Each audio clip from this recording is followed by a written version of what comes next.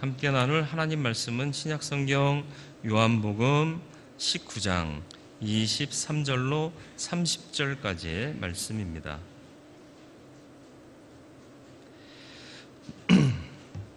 요한복음 19장 23절로 30절까지의 말씀 봉독해 드리겠습니다. 군인들이 예수를 십자가에 못 박고 그의 옷을 취하여 네 깃에 나누어 각각 한 깃씩 얻고 속옷도 취하니 이 속옷은 호지 아니하고 위에서부터 통으로 짠 것이라. 군인들이 서로 말하되 이것을 찢지 말고 누가 얻나 제비 뽑자 하니 이는 성경에 그들이 내 옷을 나누고 내 옷을 제비 뽑나이다 한 것을 응하게 하려 함이로라.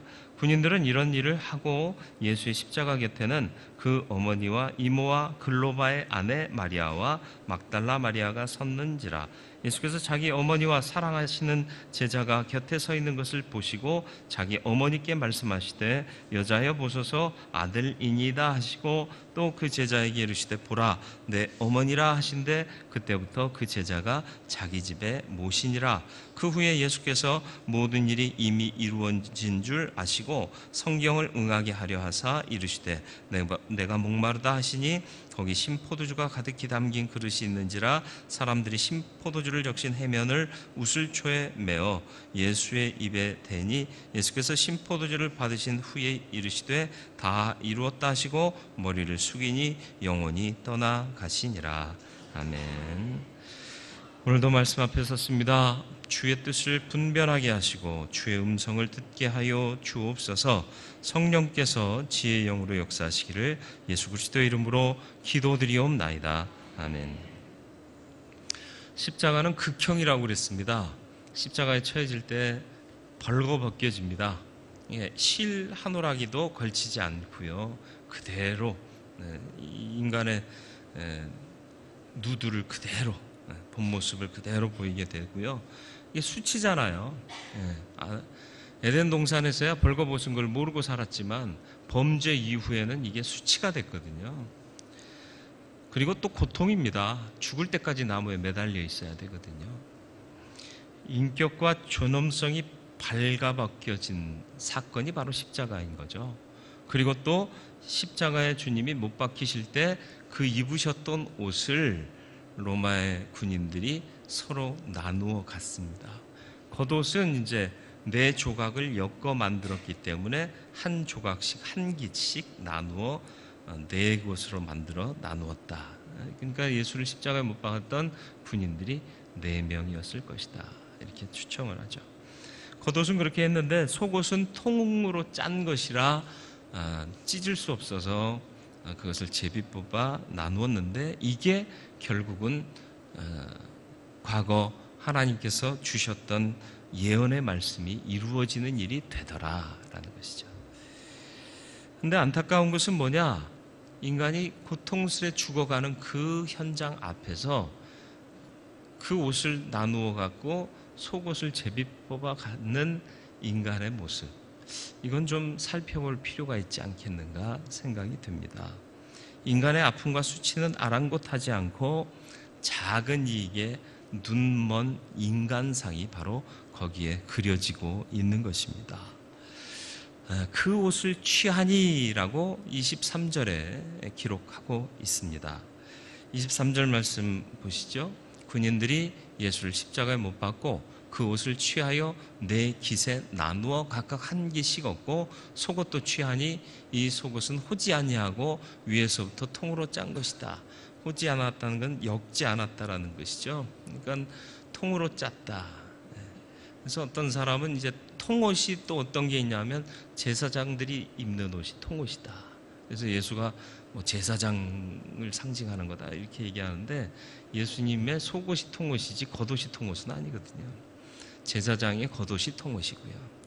억지스러운 해석들이 사실은 교회에 참 많아요. 모르면 모른다 해야 되는데 모르면 권위가 떨어지거든요. 그러니까 몰라도 아는 척 해야 되거든요. 이게 문제인 거예요. 모르면 모른다고 얘기 안 하고 다음에 배워서 가르쳐 드릴게요 해야 돼요. 사실은 어쨌든 직조술이 발달하지 않았던 그 시대에는요, 천, 옷 다 귀한 것이었죠. 예, 그래서 값이 있는 물건이었습니다.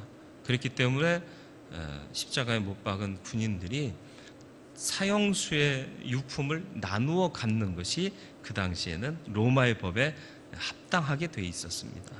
그리고 또 전쟁에서 전리품 취할 때 적군이 입었던 옷을 벗겨오기도 하고요. 근데 중요한 건 뭐냐? 몸이 벌거 벗겨지시는 예수님, 그 몸을 가리었던 속옷이 찢어지지 않고 보존이 되었다라는 것입니다. 주님의 몸은 찢어지고 인격은 찢어지는데 옷은 보존되더라. 무슨 의미가 있을까요? 인간의 존엄은 훼손되는데 물질은 여전하더라. 사람들은 물질 때문에 시험 들고 힘들어하고 괴로워하고 죽어가고 있는데 물질에 대한 가치는 여전하더라. 인간 존엄의 가치가 중요한가요? 물질의 가치가 중요한가요? 물질은 인간을 살게 하기 위해서 만들어진 것들이에요. 그런데 그게 본이 되고 인간의 존엄이 후가 되고 말이 되더라라는 것입니다. 죽은 사람을 비아냥거리는 이야기들을 들어보신 적 있으신가요? 그건 굉장히 인격이 없는 행위입니다. 금수나할 짓이에요. 예전에 어느 사이트에 보니까 우리나라에 큰 사고가 있었잖아요. 많은 사람들이 배와 함께 바다에 빠져 죽은 일이 있었습니다. 근데 그 사람들의 죽음을 비하해서 어묵에 비유를 해요. 못 보셨어요? 저만 봤나요? 이건 인간이기를 포기하는 작태일 수밖에 없습니다. 인간의 존엄은 그 무엇과도 바꿀 수가 없어요. 왜냐하면 하나님이 다른 피조물은 그냥 만드셨어요. 그러나 인간은 빚으셨어요. 그리고 생기를 불어 넣어주셔서 생명이 되게 하시고 이마고 데이, 하나님을 닮은 형상의 존재로 만드셨습니다.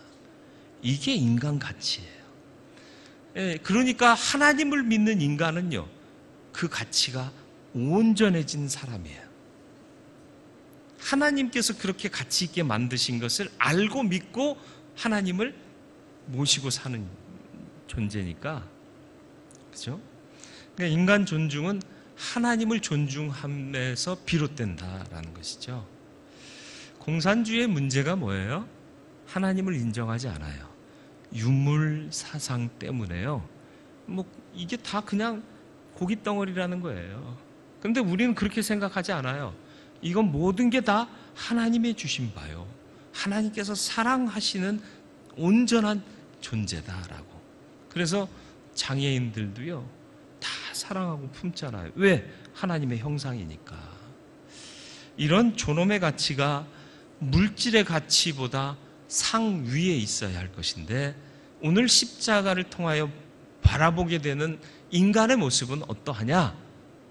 물질이 더 중요하다는 거예요. 돈이 먼저입니까? 선교가 먼저입니까? 돈이 먼저입니까? 구제가 먼저입니까? 돈이 먼저입니까? 헌신이 먼저입니까? 무슨 말이냐 하면, 돈을 위해서 선교하지 못한다면 그건 잘못된 거예요. 선교하기 위해서 돈을 버는 거죠. 구제하기 위해서 돈을 버는 거고요, 헌신하기 위해서 돈을 버는 거예요. 이런 봉사 좀 하시고 이런 헌신하세요. 그러면 아유, 먹고 살기가 바빠서요. 돈 위해 살겠다는 얘기예요. 그러지 마세요. 제가 얼마 전에 태국에 갔다 왔는데 선교센터에서 치과 의사 하시던 우리 가문의 사람을 만났어요. 서시성을 갖고 있으니까 제가 가문의 사람이라고 얘기하죠. 괜히 또 통하잖아요, 그런 거. 괜히, 그죠?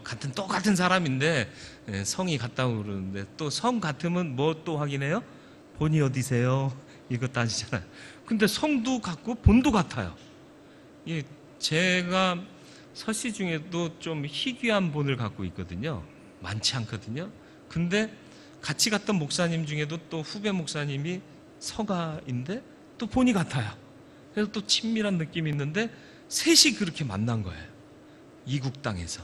얼마나 반가워요. 그래서 막 사진도 찍고 연락처도 주고받고. 근데 뭐 하다가 여기 오셨어요? 그랬더니 치과 의사였대요. 치과 의사면 잘 벌게요? 못 벌게요? 50이 되던 해에 병원을 정리하고요. 선교하러 이국 땅으로 날라온 거예요. 왜요? 아버지가 목사님이셨대요. 아버지가 저희 교단 목사님이신데 너 목사 되라 그랬더니 싫어요 그러고는 치과 의사 됐어요. 돈 잘 벌고 잘 나갔어요. 먹고 사는 거 뭐 문제 없어요. 전혀 문제 없죠. 근데 50 즈음에 너 그렇게 살아도 되니? 하는 질문이 머릿속에 꽂히더라는 거예요. 이건 아버지가 바라던 뜻이 아니다. 그래서 다 처분하고 이제 먹고 살 만큼 다 갖고 있으니까 자비량 선교를 떠나는데 그 마음을 본 그리스도인 동료들이 이제 십시일반 조금씩 더 후원도 하고. 어느 아버지의 뜻이 생각났을까요? 두 아버지. 육신의 아버지가 말한 바도 생각났고 하나님 아버지가 원하신 바도 도전이 되어서 잘 먹고 잘 살 수 있는 것 포기하고 이국 땅에 와서 어찌 보면 그 나라에서는 불법 의료예요. 왜냐하면 우리나라에서 의사 자격증이 그 나라에서는 통용이 안 돼요. 또 거기선 또 의사 자격시험 따로 또 봐야 돼요.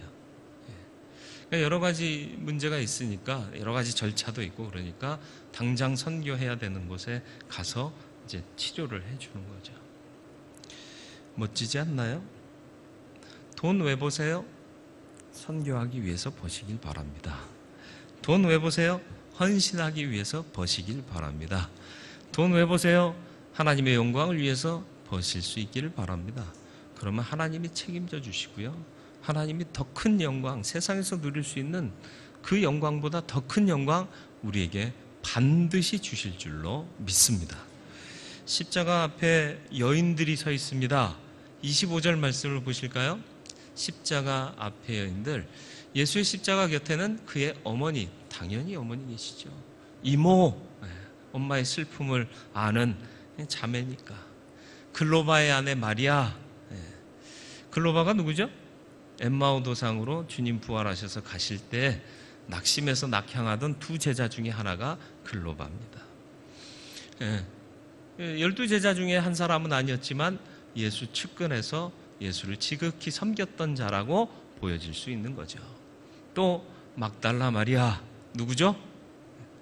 막달레. 은혜를 미안합니다. 하지 말걸. 충한 귀신에 들렸다가 예수님 통해서 치유 얻었거든요. 그 은혜를 잊지 않은 여인이에요. 희한하다. 근데 제자들은 어디 있어요? 제자들이 뭐라고 그랬어요? 특히 베드로요. 주님 죽는 데까지 따라간다고 그랬잖아요. 지금 주님 돌아가시는 상황이에요. 제자들 어디 있어요? 부모님의 임종을 보지 못해도 불효자라고 하는데, 그죠? 그런 정서가 우리 모두에게 있잖아요. 인간 모두에게 있는 거예요. 근데 주님이 정작이 돌아가시는데 3년간 동고동락하면서 주님 가시는 데는 우리가 죽음을 불사하고 가겠습니다 다짐했던 제자들 도대체 어디가 있죠? 한 사람은 있어요. 누구요? 요한이요. 요한은 제일 어린 제자였어요. 그때 나이가 한 18세 정도 됐다. 17세, 18세 정도 됐다. 믿음은 주님에 대한 의리예요. 신의요. 인간관의 의리는요, 불의를 조장합니다. 정의를 세우지 못하게 하는 게 뭐예요? 의리예요. 네? 다 줄 서 있는데 저 줄 뒤쪽에 내 아는 사람 있어요. 그럼 우리 어떻게 해요? 이게 의리잖아. 내가 아는 사람이고 친한 사람인데 일로 와라 말이지. 병원에 환자들이 탁 대기하고 있는데 잘 아는 사람이 왔어요. 그럼 어떻게 해요? 이게 의리라. 정의를 회방하는 게 인간의 의리예요. 그러나 믿음의 의리는 정의를 세우는 거고요, 하나님의 영광을 구하는 일이 되는 겁니다. 여인들이 예수의 죽음을 지켜보고 있어요. 이 여인들이 누가 되죠? 어떤 존재가 되죠? 예수님이 부활하시는 그 영광의 날 아침에 부활하신 주님을 처음 만난 부활의 첫 증인이 되는 겁니다. 왜요? 부활의 첫 증인이 되려면 적어도 제자쯤은 돼야 되지 않을까요? 수제자가 제일 먼저 발견했으면 제일 드라마틱하지 않았을까요? 근데 여인들이 부활의 주님을 처음 만나는 영광을 누리게 됩니다. 끝까지 믿음의 의리를 지켰기 때문입니다. 저와 여러분들도 믿음의 의리를 끝까지 지킬 수 있는 사람 되기를 축원합니다. 그러면 반드시 하나님께서 영광스러운 일에 첫 증인이 되게 하시는 그런 축복과 같은 복을 우리에게 허락해 주실 줄로 믿습니다. 십자가에 못 박히신 주님이 사랑하는 제자가 서 있는 것을 보면서 어머니에게 말씀하십니다. 보소서 아들이니다. 보라 내 어머니라. 26절로 27절입니다. 같이 읽습니다. 예수께서 자기의 어머니와 사랑하시는 제자가 곁에 서 있는 것을 보시고 자기 어머니께 말씀하시되 여자여 보소서 아들이니다 하시고 또 그 제자에게 이르시되 보라 내 어머니라 하신대 그때부터 그 제자가 자기 집에 모시니라. 아멘. 주님이 십자가상에서 마리아를 보면서 여자여라고 불러요. 그러니까는 이제 우리 정서상에 엄마한테 어떻게 여자여? 우리 제 어머니한테 이 여사님 해도 이게 큰일 나잖아요, 사실은. 근데 이 유대인들의 언어 습성에서는 어머니, 여자여, 이게 결단코 어머니를 무시하거나 인격적으로 하대하는 처사가 아닙니다. 그러니까 어쨌든 여자여 하고 부르면서 어머니 하고 부르지 못하는 그 마음도 사실은 담겨져 있는 거예요. 그리고는 뭐라고 말씀하셨다고요? 여자여 보소서 아들이니다. 누구 보고 하는 얘기예요? 요한 보고요. 네. 이제는 당신이 낳은 내가 아들이 아니라 이 주 안에서 믿는 믿음에서 맺어진 이 관계의 아들이 당신의 아들 됩니다. 또 그 제자에게는 뭐라고 그래요? 보라 내 어머니라. 뭐예요? 마리아가 요한 낳았어요? 아닌데 혈육을 뛰어넘는 가족의 개념을 말씀하고 계시는 거예요. 믿음의 가치가 뭐예요? 혈연을 뛰어넘는 믿음의 연인 거예요. 저는 신연이다 그랬는데 좀 발음이 좀 이상하죠. 믿음의 연이요. 혈연을 뛰어넘는 게 뭐라고요? 믿음입니다. 그러니까 우리가 서로를 뭐라고 그래요? 형제 자매라고 그러잖아요. 그러니까 이 형제 자매가 사실은 어찌 보면 진정한 형제 자매의 값을 가져야 된다라는 거예요. 근데 우리는 가짜 형제 자매잖아요. 아니에요?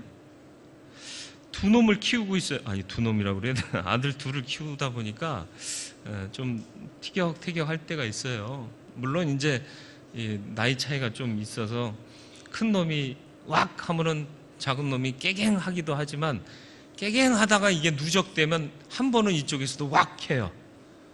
그러면 막 전쟁 날 것 같아서 막 중간에서 막 불안해 죽겠어.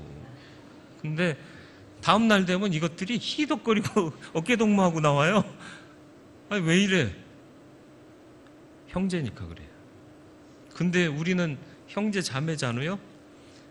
우리 교회 말고 다른 교회에서 보니까 이렇게 얘기하는 이유를 아시죠?